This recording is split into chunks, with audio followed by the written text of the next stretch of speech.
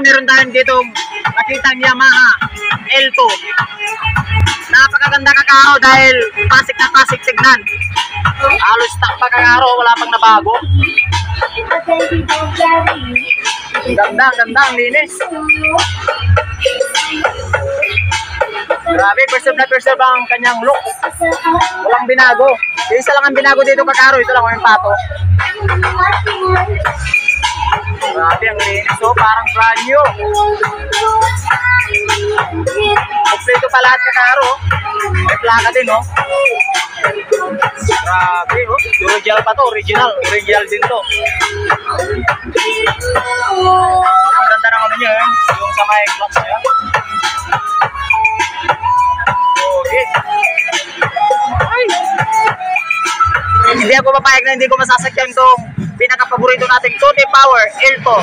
Yamaha L2.